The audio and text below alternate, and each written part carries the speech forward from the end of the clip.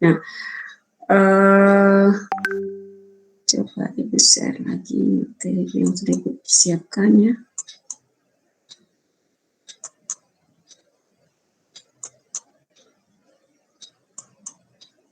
Nah, sudah terlihat di layar? Sudah. Oke. Jadi kita akan membahas optimasi ekonomi ya, apa itu maksimisasi, apa itu minimisasi. Nanti kaidah-kaidah penurunan suatu fungsi kita akan bahas di minggu depan ya. Nah, optimasi ekonomi ini adalah suatu upaya penentuan kemungkinan penyelesaian yang terbaik dari satu masalah ya, optimal. Jadi di satu sisi kita harus memaksimalkan, di satu sisi lain kita justru nggak boleh lebih dituntut juga untuk melakukan minimisasi gitu. Maka diambillah tengah-tengahnya. Itu disebut dengan optimisasinya.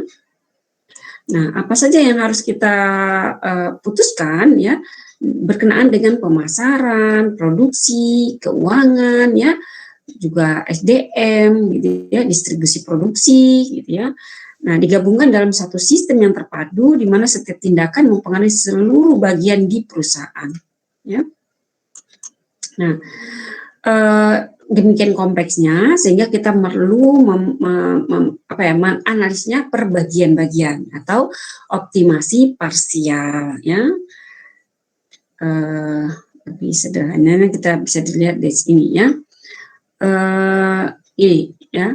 Di manajer produksi, ini contohnya optimasi di bidang produksi, yaitu si manajer produksinya, ini ditugaskan untuk mengejar biaya yang minim, ya.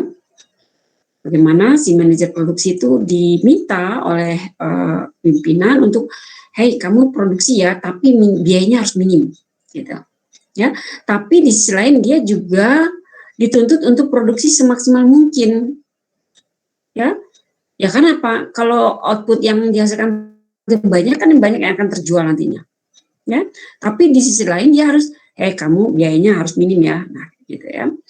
Kemudian contoh lainnya lagi ya di si aspek pemasaran misalnya, si bagian pemasaran ini dituntut ya untuk melakukan penjualan yang maksimal, harus banyak nih, target harus tercukupi gitu misalnya, tapi dia juga dituntut juga untuk biaya reklamenya seminimal mungkin gitu. Ya. Nah, paradoksnya tadi itu merupakan disebut dengan fungsi kendala. Ya, disebut fungsi kendala. Atau nama lainnya disebut dengan constraint atau subject to atau disingkat dengan ST. Ya. Nah, itu tadi ya. Jadi analisis ekonomi ini seringkali merupakan penentuan nilai ya, minimisasi fungsi dan maksimisasi fungsi. Nah, keduanya ini bisa dihitung dengan menggunakan metode kalkulus diferensial atau turunan ya. Bisa dilakukan juga dengan menggunakan metode grafik ya. Tapi grafik ini lebih cenderung pada bagaimana menyajikan hasil analisis itu lebih mudah diterima, ya, dipahami. Nah, ada satu contoh, ya, ada satu contoh. Anggaplah kita ini usaha pisang goreng, ya. Kalau cerita malam-malam pisang goreng masih bersemangat nggak ya makan pisang goreng? Mantap Bu, enak Bu. Kawannya kopi ya? Iya, jangan ngantuk ya. Paling enak cerita makanan ya. Atau makan apa? Nah, pisang goreng lah kita contohkan ya. Nah, pisang goreng ini kita misalkan ya, kita udah ada data nih ya, data berapa biaya produksi ya. Misalkan kita setiap hari ya, dari hari ke hari kita catat itu, kita bikin pisang goreng 100 piece, 150, 120, 130 dari hari gitu ya. Begitu juga dengan labanya atau keuntungan yang kita dapat ya. Kita catat tuh. Nah, data itu kemudian kita lakukan running data namanya ya. Sehingga muncul persamaan dari data yang sudah kita dapatkan. Ya, dari data yang dapatkan. Anggaplah data itu munculnya seperti ini, ya, seperti yang ini. Pi sama dengan 10.000 tambah 400 Q kurang 2 Q kuadrat. Itu persamaan muncul dari data kita. Ya, data kita. Pi ini apa sih, Bu? Pi ini laba total. Ya, laba total. Yang Q ini adalah jumlah output. Ya. Bu, simbolnya kok gini sih, Bu? Bisa Y nggak, Bu? Bisa. Bisa untung nggak, Bu? U aja. Bisa. Ya. Q ini simbol quantity. Bu, simbolnya dengan X aja boleh nggak, Bu? Boleh. Nah, tapi pada umumnya ya ekonom itu menyimpulkan keuntungan dengan pi, bacanya pi, ya. Dan kuantitas atau jumlah itu disimbolkan dengan Q atau unit, kira-kira gitu ya. Nah, ini persamaannya muncul dari data yang kita dapatkan hari-harinya. Kemudian kita mau tahu nih ya, kalau ada Q kuadrat ini ya. Nanti kita akan mendapatkan Q1 dan Q2. Ya, kita akan mendapatkan atau mencari jumlah Q1 dan Q2. Oke. Nah, Q1 itu artinya grafik yang muncul dari persamaan ini grafiknya enggak linear, enggak garis ke atas aja atau garis turun ke bawah aja, enggak, ya. Kalau ada Q-nya kuadrat, maka grafik yang muncul itu adalah parabola. Ya, grafik parabola. Jadi dia melengkung gitu. Nah, itu ya muncul grafik. Artinya ada nilai Q1, ada nilai Q2. Ya. Nah, bagaimana Q1, Q2? Nanti kita cari ya.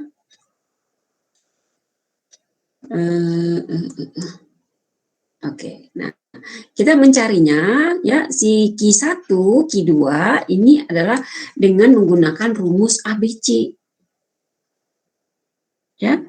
Kita mencari dengan rumus ABC. Ya. Nah, rumus ABC itu kita slide berikutnya, ini dia rumus. Ya. Q1, Q2. Kalau di sini X1, X2. Ya. Nah, ini rumusnya persamaan kita ini ya. Pi sama dengan 10.000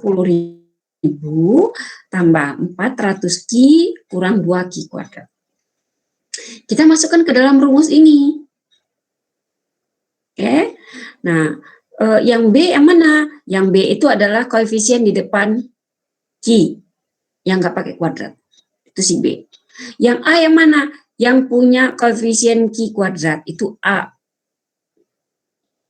Yang C yang mana? Yang nggak punya Q maupun Q kuadrat, itu adalah C. Berarti A kita adalah min 2. B kita adalah 400. C kita adalah min 10.000. Oke, kita masukkan ke dalam rumus ABC ini ya. Q12 atau X12 ya sama dengan ya B kita berapa tadi? 400. Karena wajib min berarti jadi min deh dia. Ya, min 400. Tambah kurang sesuai rumus, tambah kurang juga kita tulis. Akar ya kita tulis akar. B kuadrat, B kita 400, ini dia 400 dikuadratkan. Dikurang, oke kita tulis juga kurang. 4, kita tulis angka 4. A, berapa nilai A kita? Ini ya. A kita adalah min 2, ya kan? Tulis A kita min 2. Kemudian C kita, C min 10.000, ya tulis min 10.000. Ya, tutup kurung, ya. Kita bagi set, kalau ini baginya rata, kita baginya miring, tapi semua ditutup kurung dulu dia. Ya, 2, kita tulis angka 2. A kita adalah min 2, ya kita tulis min 2 kita di sini. Kita teruskan turun ke bawah. Q12 atau X12 ya, min 400 tambah kurang akar ya. Nah, 400 dikuadratkan hasilnya adalah 160.000. Oke.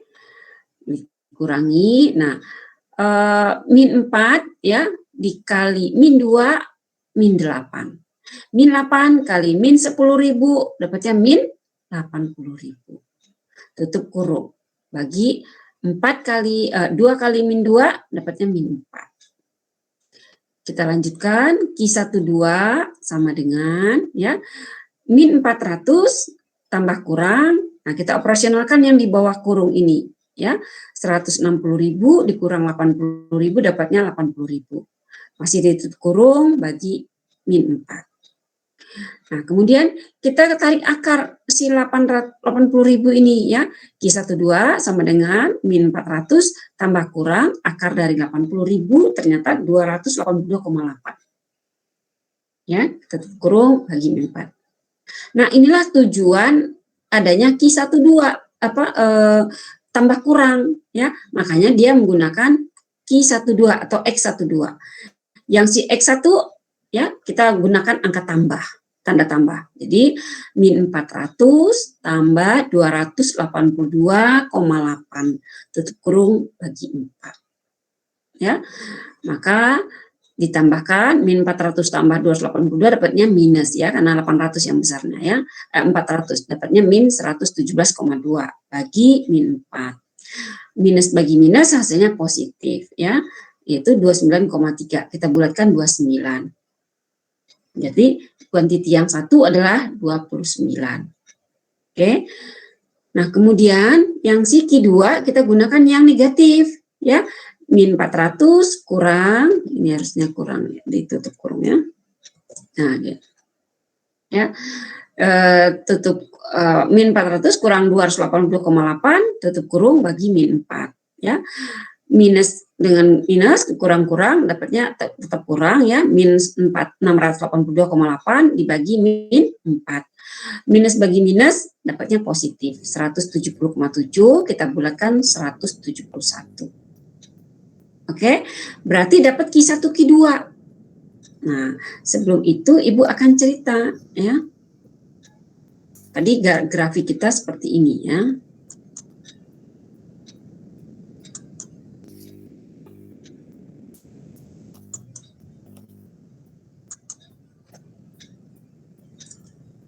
Nah, grafik kita seperti ini ya.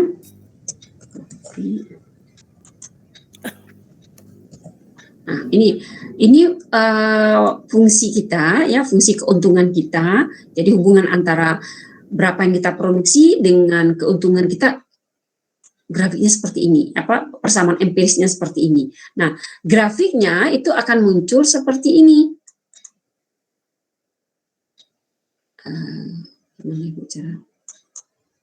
Oke. Nah, kalau kita gambarkan grafik, ya, ini pi ya, sumbu tegak ini atau sumbu vertikal ini adalah pi ya. Nah, atau variabel y ya. Nah, kalau yang q-nya ini. Nah, grafik yang muncul itu adalah seperti ini nantinya. Ini Q1, ini Q2 ya.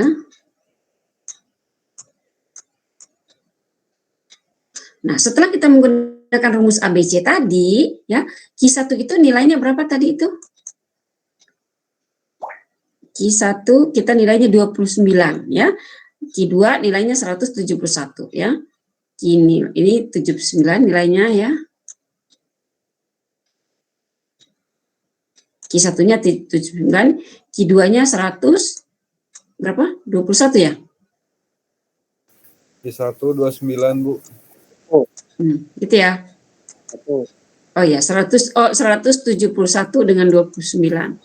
Oh, salah ini. Kebalik kita ya. Hapus dulu sedikit. 29 ya? Ya, 29. Q1, Q2-nya, Q1 29 ya.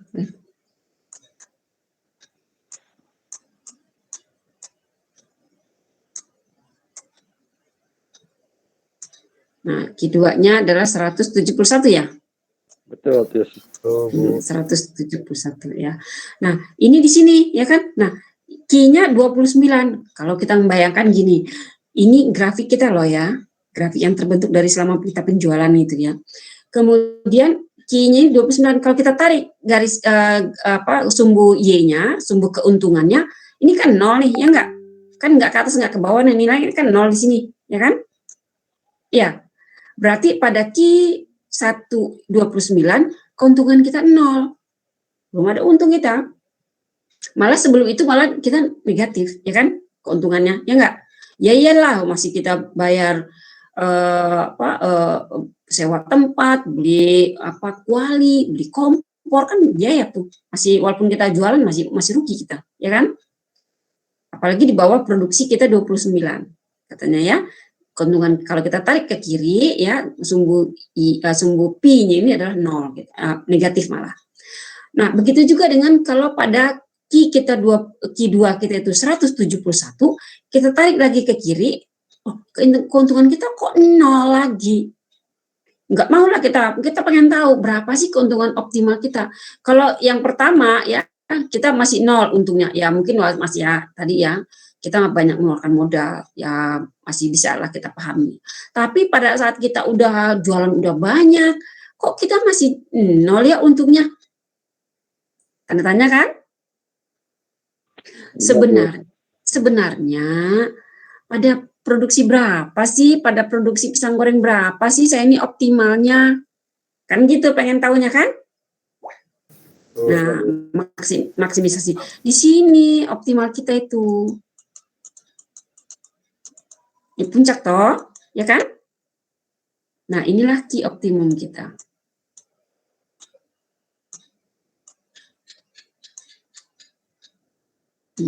Kita tarik garisnya ke sini ya, kita tarik garisnya ke sini.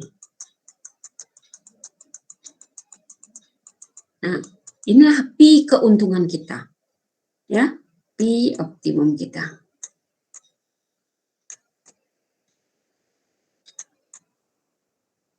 Ya kan? Nah, kita pengen tahu terus berapa nilai Q-nya, produksi pisang goreng pada berapa kita itu nilainya itu optimum gitu ya. Nah, menurut tadi pelajaran kita tadi ya, kita bisa menghitungnya dengan turunan diferensial, kalkulus diferensial. Ya. Pernah nggak waktu SMA merasa takut belajar kalkulus? Pernah? Ada nggak yang takut sama pelajaran kalkulus? Paling benci malah? Saya, Bu.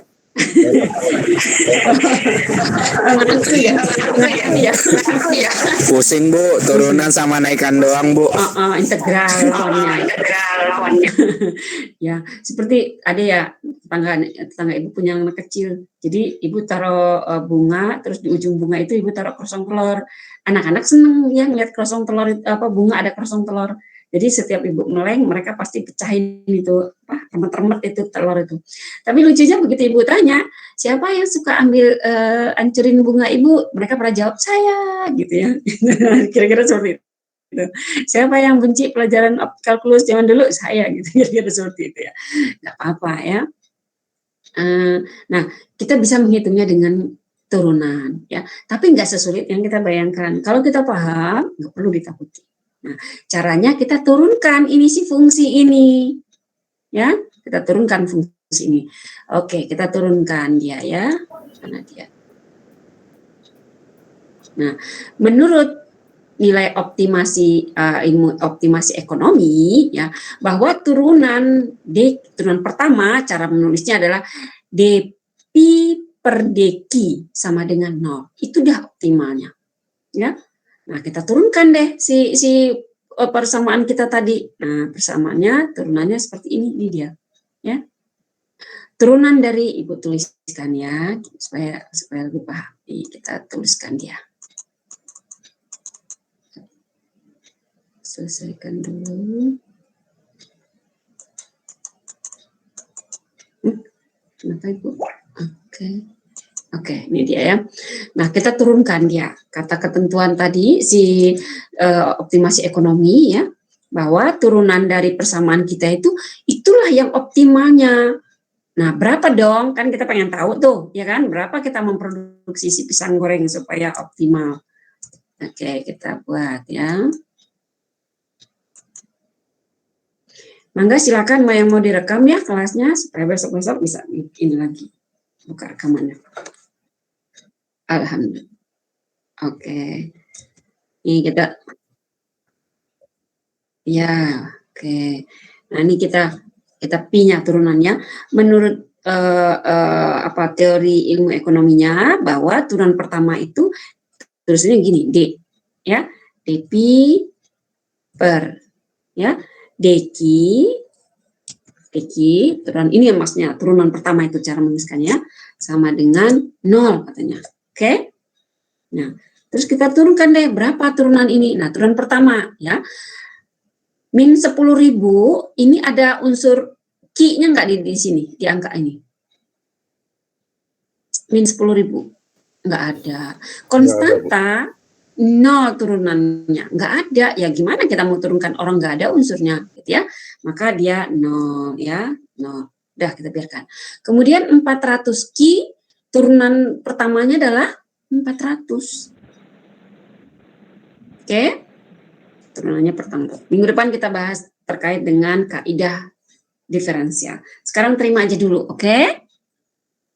Ya. Nah, dapat dia turunan ini ya, si 400 Q ini turunannya adalah 400. Kemudian turunan si min 2 Q kuadrat ini turunannya adalah gini, ya. Min 2 ini dikalikan 2 pangkatnya, jadi min 4 ya. Min 4. Q-nya tetap ya. Q ini pangkatnya ini 2 dikurangi 1. Berarti 1 Q pangkat 1. Nah, pangkat 1 itu enggak ditulis orang, dia implisit ya, tersembunyi. Terus sama dengan 0 katanya kalau dikatakan optimal itu. Tulis sama dengan 0. Terus nah, kita mau munculkan Q berapa? Nah, berarti kita pisah antara bilangan yang tidak ada unsur Q dengan yang ada Q ya. 400-nya tetap di ruas kiri sama dengan ya min 4 Q-nya kita lompatkan dia ke ruas kanan menjadi positif tandanya ya. 4 Q. Terus kita pisahkan si Q ya. Q sama dengan 400 dibagi 4. Dapatlah 100. Nah, inilah nilai optimalnya. Berarti berapa produksi yang mau kita katakan kita dikatakan optimal bila kita memproduksi Q-nya itu 100. Bisa terjawab bahwa oh, saya optimal itu kalau saya memproduksi 100. Ya. Nanti di ilmu selanjutnya bisa kenapa ya kok malah justru kita produksi 171 malah 0. Nanti ada istilahnya kenaikan. Iya, Faktornya karena apa itu ya Bu ya? Ya, bisa ada beberapa banyak faktor di sini ya. Ya, antara lain bahwa peningkatan dalam usaha ekonomi itu ada namanya semakin banyak produksi, harga per unit itu makin ringan, benar nggak? Betul. Ya, nah harusnya seperti itu ya. Nah, tapi ada kalanya ya kenaikan jumlah produksi justru meningkatkan biaya produksi per unit. Makanya para manajer itu udah pengalaman ya, dia tidak akan menambahkan memasukkan tenaga kerja baru kalau dia udah stabil.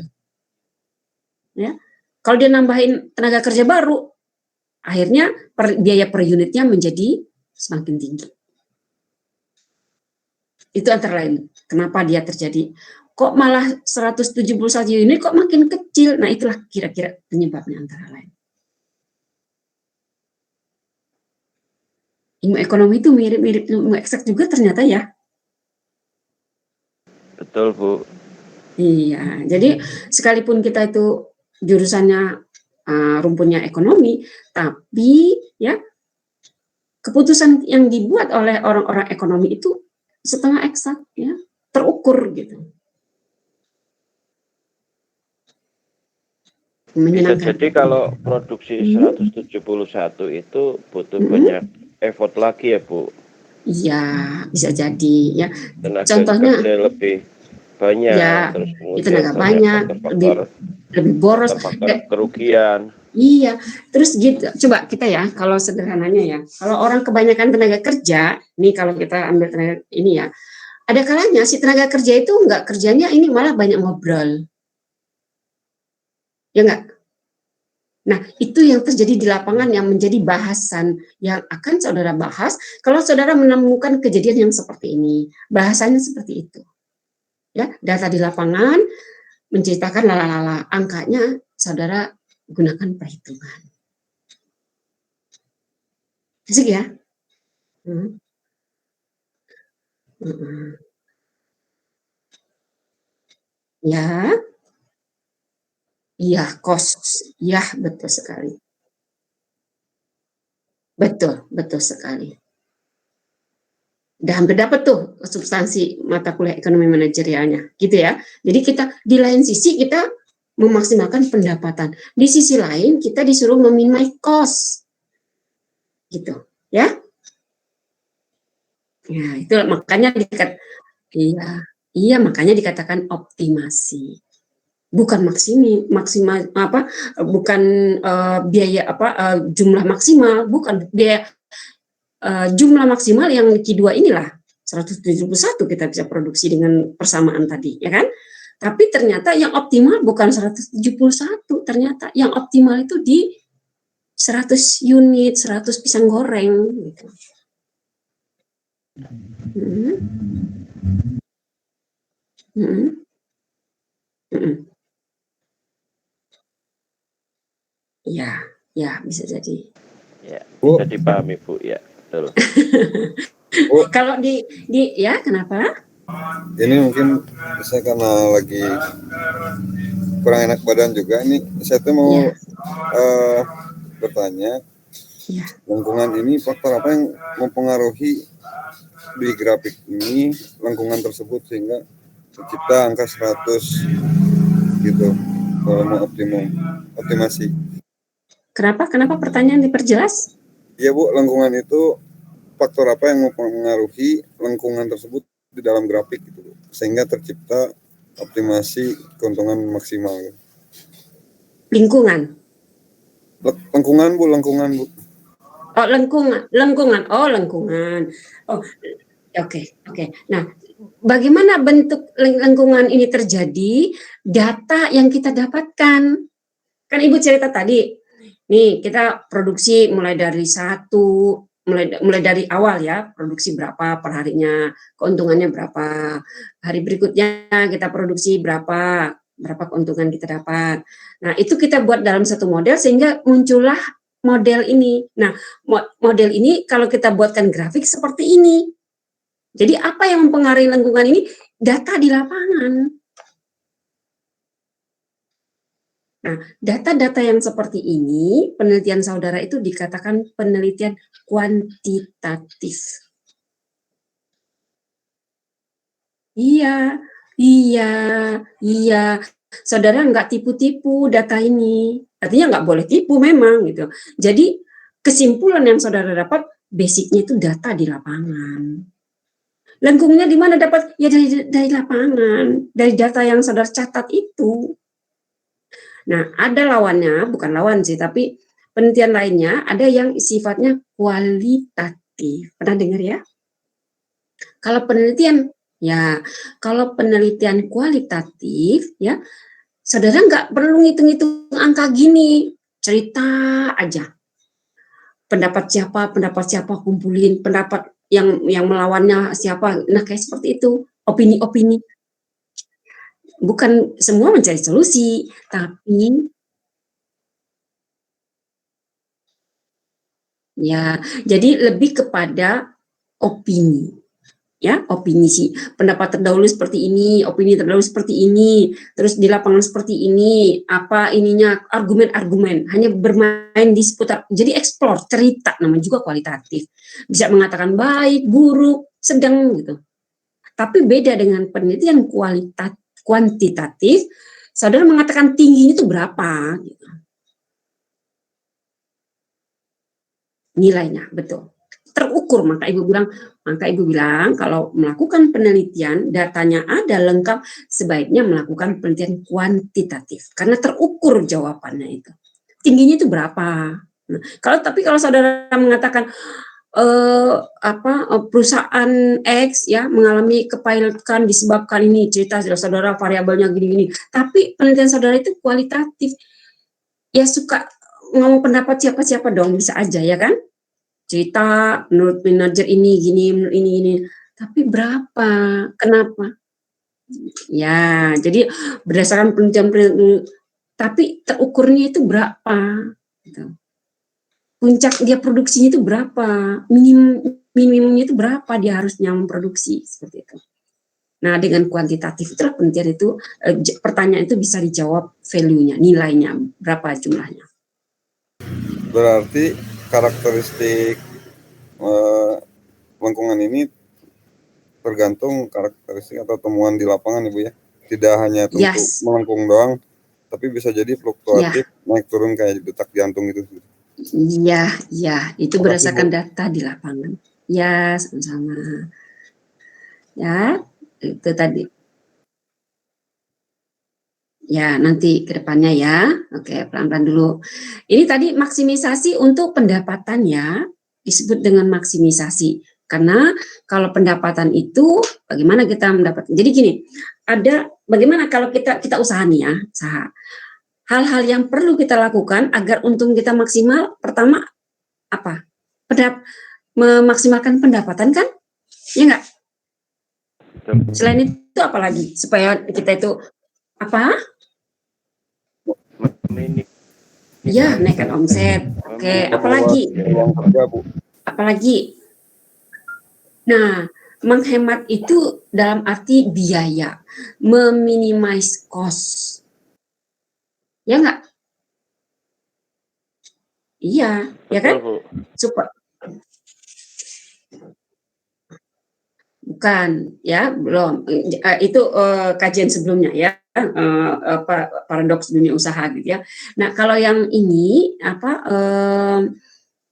kita dituntut juga kalau kita mau untung yang besar, kita harus meminimize cost. Nah, tapi sekalipun kita diminta untuk memaksimalkan pendapatan dan kita juga diminta untuk meminimisasi cost atau biaya, masing-masing itu ada pertentangannya, ada constraint-nya, ada batasannya. Pertama, kalau kita memaksimalkan pendapatan, tapi di lain sisi kita dituntut juga untuk meminimumkan biaya, ya kan? Batasannya gitu. Nah, sebaliknya, di saat kita harus meminimumkan biaya, di sisi lain kita dituntut untuk meningkatkan pendapatan atau penjualan. Benar? Maka dikatakanlah optimasi, ya, di tengah-tengah. Oke? Jadi nggak ada yang dikatakan bahwa ilmu ekonomi itu, ayo supaya kita untung besar, produksi sebanyak mungkin. Salah itu. Ya, salah. Produksi yang banyak belum tentu kita untung besar. Iya. Ya. Nah, kemudian di sisi lain ada ilmu yang lain yang harus dikuasai, yaitu apakah dengan peningkatan produksi meminimkan jumlah biaya per unit. Artinya increasing apa istilahnya, Pak Ibu? Ada analisisnya. Jadi jumlah biaya kan itu kan ada jumlah biaya tenaga kerja, biaya modal, bahan baku, biaya operasional lain. Nah, kalau di persamaan ini koefisien itu dijumlahkan, bila lebih besar dari 1 berarti produksi itu meningkat, produksi artinya meminimumkan biaya per unit.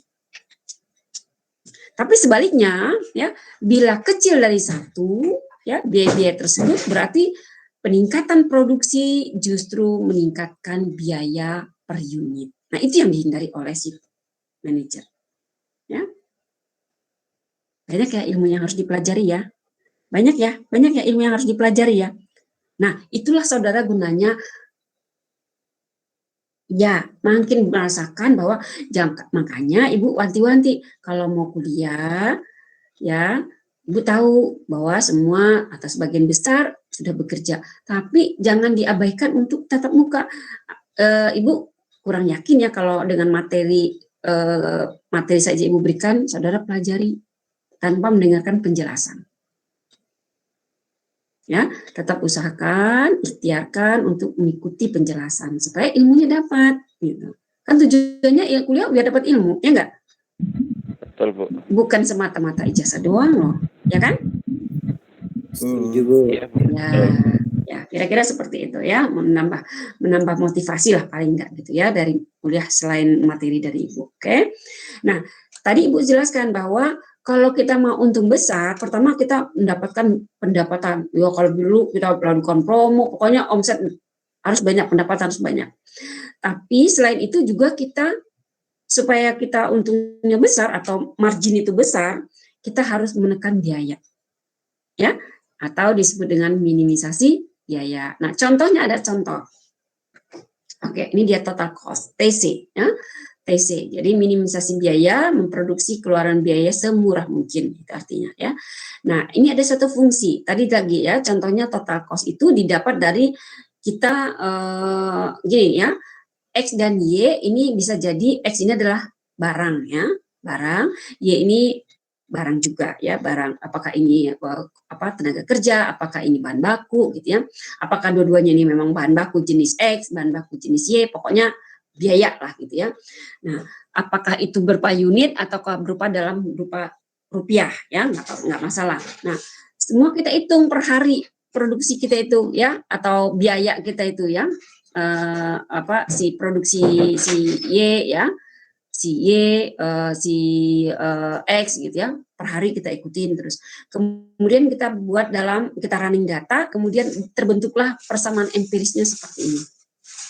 Ya, total cost kita itu persamaan matematisnya seperti ini munculnya.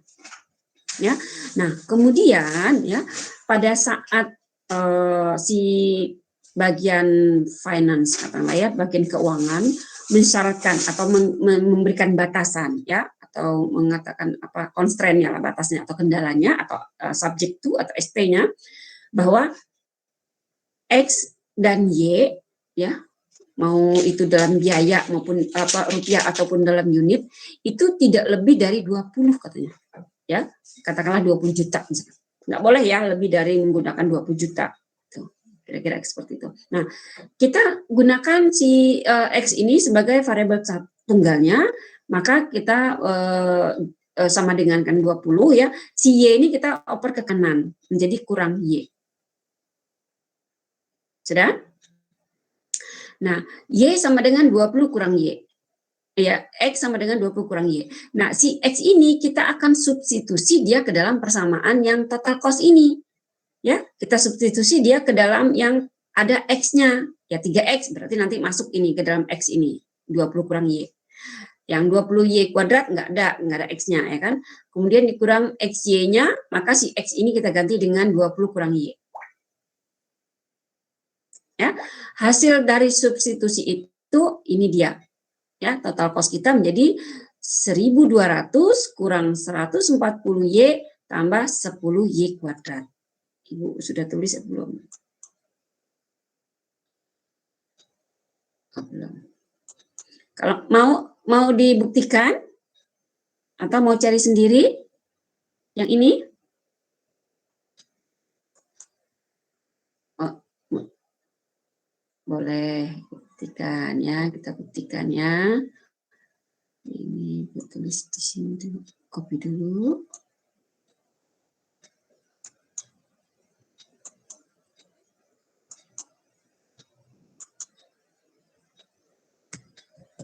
Nah, ini dia ya.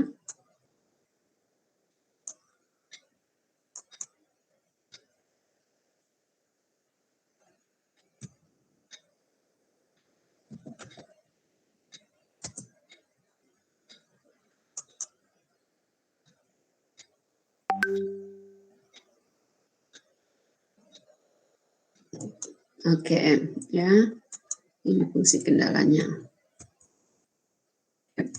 Nah, ya. Mau turunkan dia ya. Kita substitusikan ke dalam ini ya, si ini yang memiliki unsur X-nya.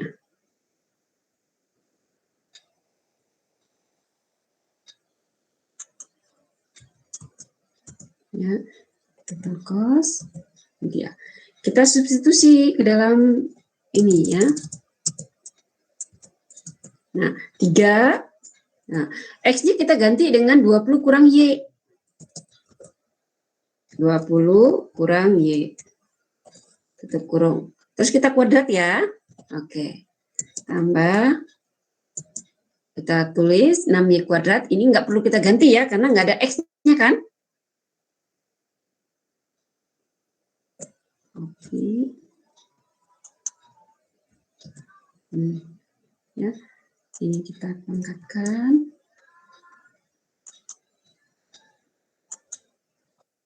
Ya, kita pangkatkan. Yang 6Y, ya 6Y kuadrat nggak perlu kita ganti karena nggak ada X-nya ya. Nah, si X ini kita ganti dia dengan 20 kurang Y. Gitu ya. Gitu kan? Iya dah. Nah, biar sama-sama besar semua, oke? Iya, Bu. Oke, nah, terus kita turunkan ya. Nah, ini ada tanda kurung, ada pangkat. Nah, yang kita harus kerjakan terlebih dahulu adalah pangkat. Ya, lebih kuat dia penyelesaiannya, harus itu didahulukan, baru dikalikan. Ya, maka 3-nya biarkan dulu. Yang di dalam kurung ini kita pangkatkan dia. Caranya ya, 20 ini dipangkatkan. 20 dipangkatkan menjadi 400. Ya enggak? Kemudian 400.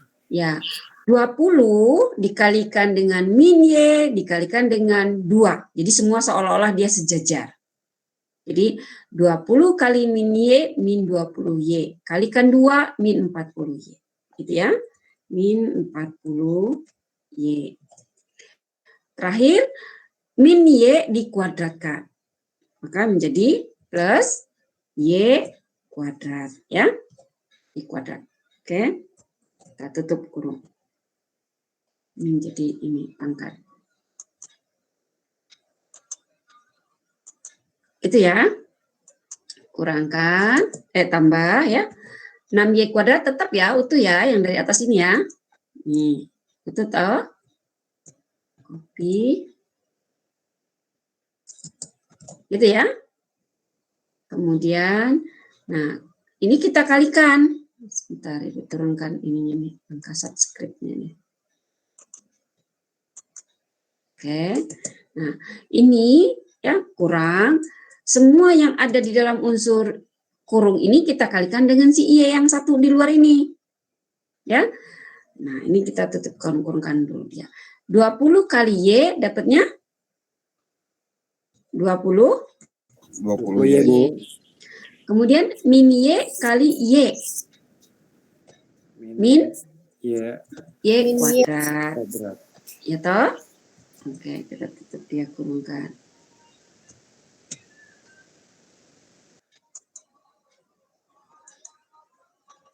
Nih ya, oke.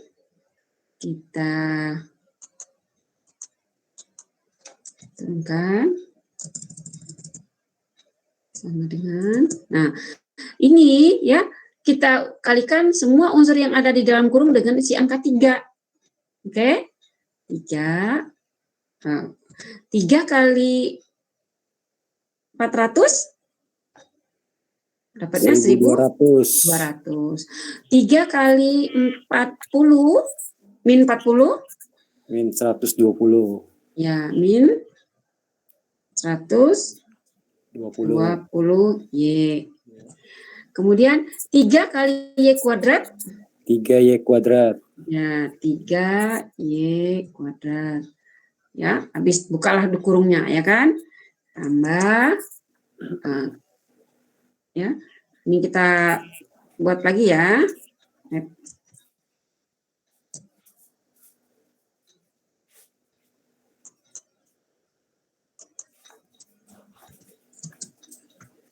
Iya, ya 6Y kuadrat. Nah, sekarang yang ada di dalam kurung ini kita kalikan dengan -1. Ini negatif, ini artinya ada angka 1 loh berdiri di sini ya. Tersembunyi dia ya. Maka -1 kali 20Y dapatnya -20Y. ya. Kita keluarkan dulu kita tanda subscript ini. Nah, ini ya, -20Y ya, -20Y. Kemudian -1 kali -Y kuadrat dapatnya +Y kuadrat. ya, +Y kuadrat. Ya, kita pangkatnya benar-benar kita posisikan dia taruh di pangkat. Ini, terus ini ya, tadi juga dipangkatkan dia. Oke.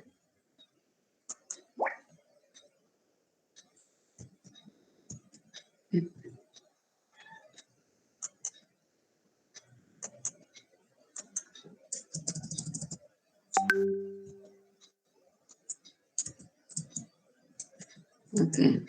Nah, sekarang yang sejenis, ibaratkan kita ngikat bayam, ya, ngikat bayam sama bayam, kangkung sama kangkung, gitu ya. Yang sejenis wortel dengan wortel. Nah, berarti yang sejenis kita jumlahkan, ya. Yang 1.200 ada temannya enggak? Enggak. Oke, kita, ya 1.200. Kemudian yang Y saja ada temannya enggak? Ada, Bu. Ada. Berapa? -20Y. Min 120Y dengan min 20Y. Hasilnya? Min ya min 140Y. Kemudian yang terakhir adalah yang Y kuadrat ya. Ya. Ya, jadi 3Y kuadrat tambah 6Y kuadrat berapa hasilnya? 9Y kuadrat. 9Y kuadrat. Tambah Y kuadrat? Ya, tambah 10Y kuadrat. Nah, kira-kira udah sama belum hasilnya sama yang tadi? Ini dia. Tuh. Sama? Sama, Ini dia. Bu. Sama, ya.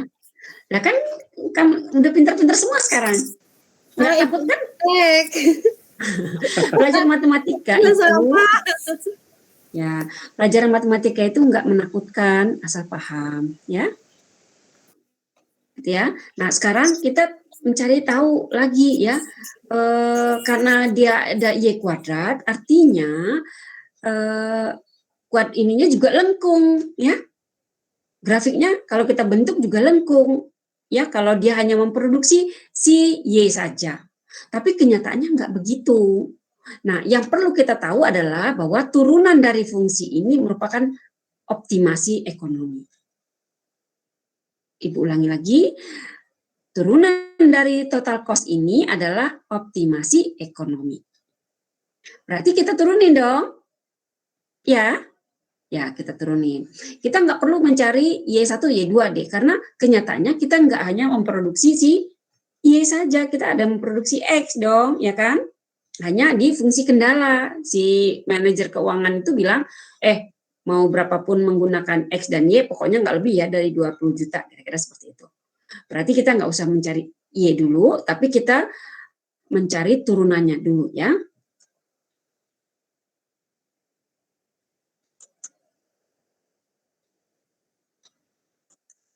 Ya, nah ininya ya, kalau kita mau mencari X1, X2-nya, oke.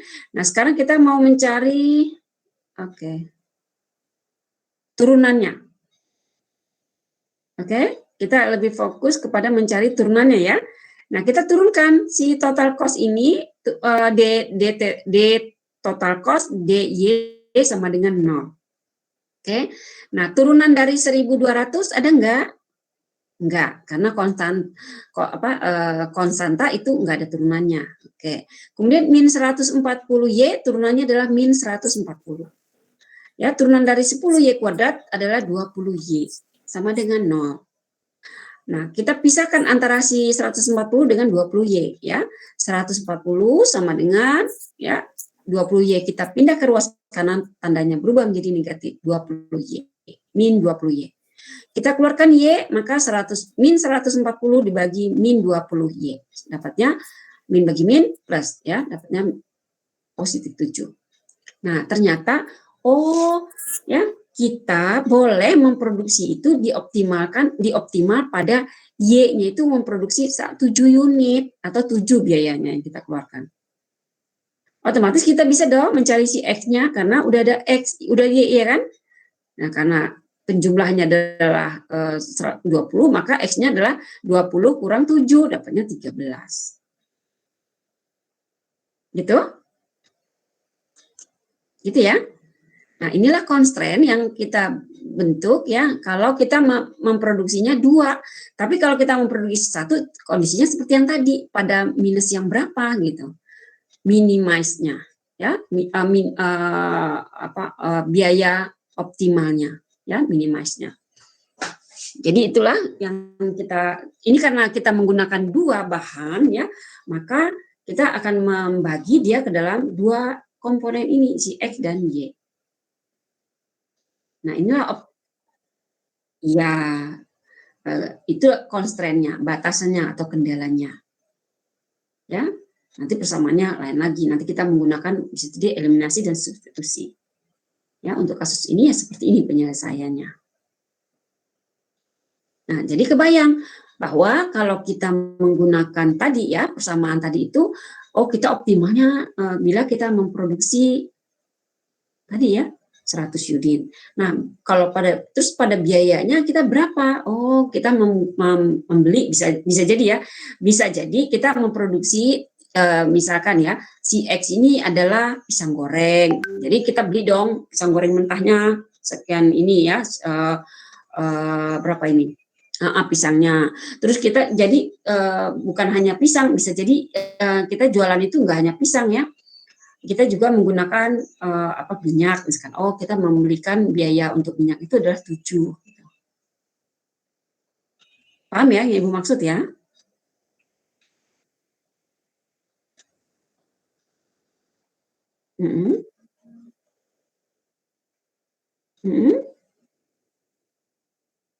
Ya, yang artinya ini adalah pada biaya, ya. Namanya juga total cost. Jadi biaya itu segala yang termasuk dalam biaya, ya. Bisa jadi itu bisa jadi bahan baku, bisa jadi tenaga kerja di situ.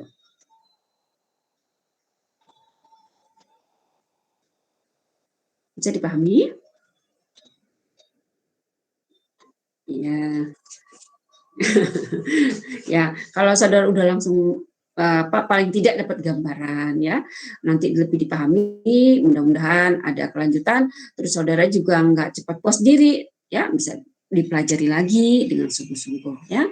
Ya kan udah sarjana ya, calon intelektual ya harus kreatif. Bisa jadi nanti apa sih dimaksud itu, tambah lagi referensinya, cari lagi di Google sekarang, apalagi yang nggak dicari kalau nggak ini, tapi arahannya seperti ini dari Ibu.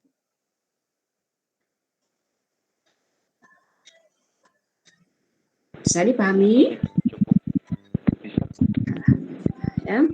Nanti minggu depan kita Ibu review bagaimana menurunkan, kenapa kaidah-kaidah penurunan, kaidah diferensial ya. Ya.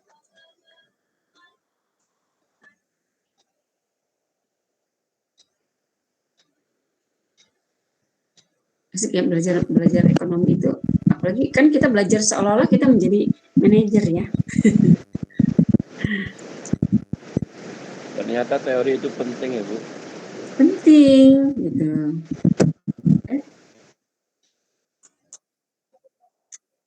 Ya kalau bisa beriringan ya. Kalau cuman ilmunya doang tanpa diamalkan ya untuk percuma dong. Ya enggak? Tapi sebaliknya, kalau kita katakanlah beramal tanpa ada ilmunya, ya sembarang-sembarang lah. Feeling aja ya kan? Ya harus ada ilmunya gitu. Betul Bu. Ternyata menjadi Gak dapat pahala ya Bu ya kalau beramal gak pakai ilmu. Iya, pakai ilmu lah ya. Dalam kita berbicara, dalam kita menentukan, ada ilmunya. Ilmu itu memudahkan segala sesuatunya. Ya. bukan kita tambah pusing ya. Kalau jangan sampai nih nanti saudara ya ke depan ya selesai jadi sarjana malah mempersulit gitu, jangan sampai gitu. Tambah pusing Bu, tambah ilmu. Bocah ya jangan gitu.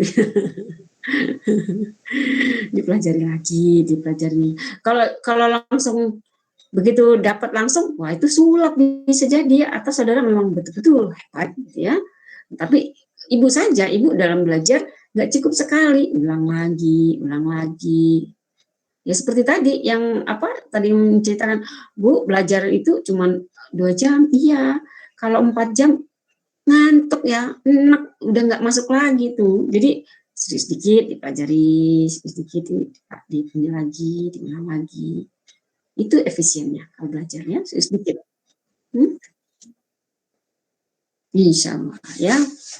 Tapi yang sekarang ya harus ditambah terus gitu.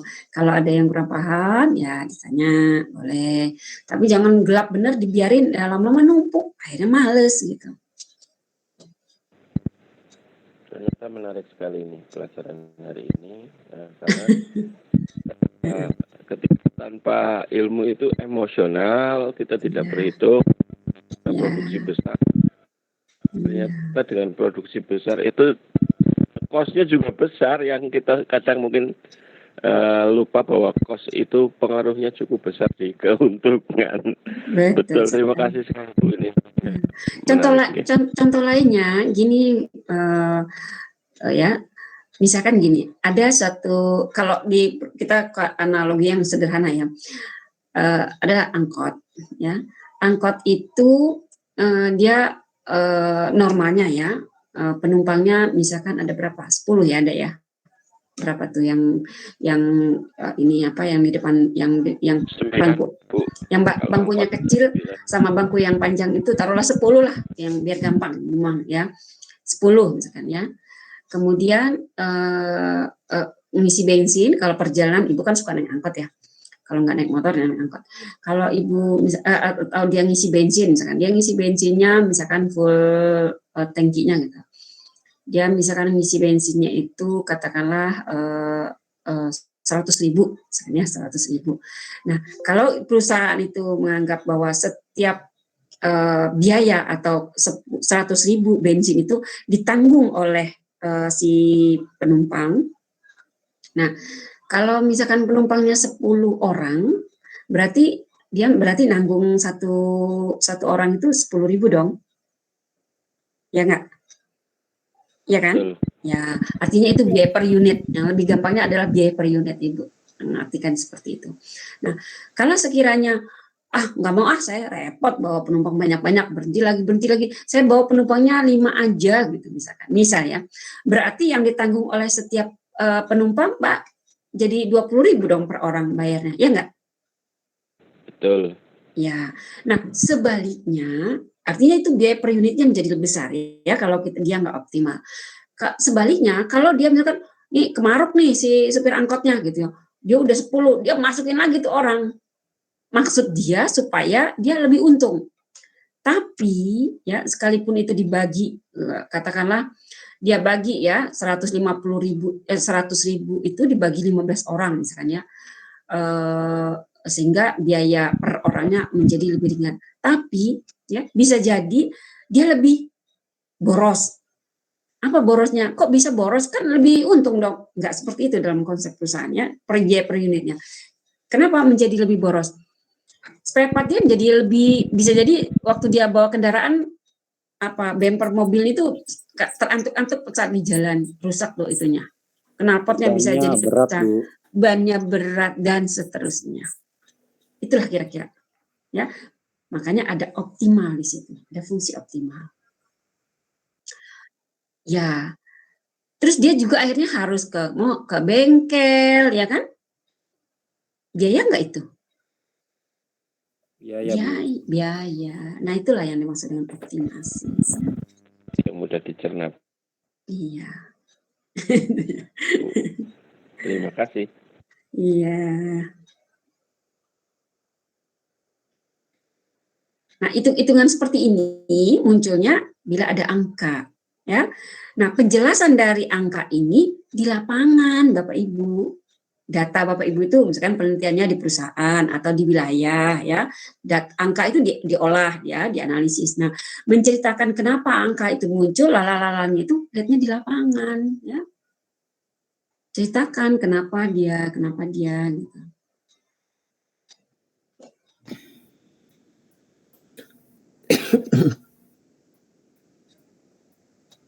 Bisa paham ya yang Ibu jelaskan ya?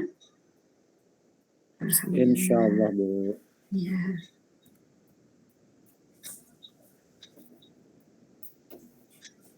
Asik ya belajar ya.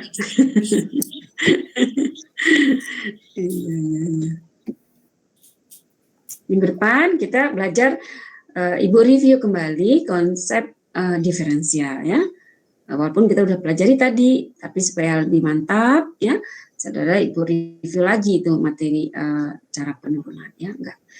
Enggak sulit kalau kita belajar ya, kalau kita paham. Perlu contoh soal yang lain, Bu, biar makin puas.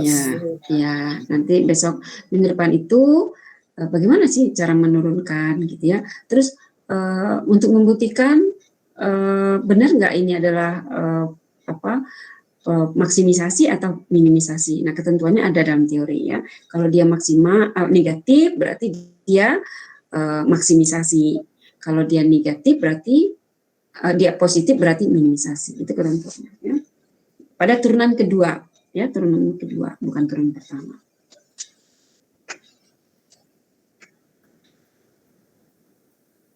Ada pertanyaan?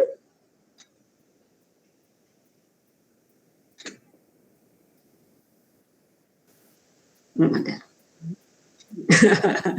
Tapi paling tidak clear ya apa yang Ibu sampaikan bisa dipahami. Ya, mudah-mudahan ya bisa menjadi bekal nantinya. Oke, baik kalau tidak ada pertanyaan, ya kita akhiri boleh ya?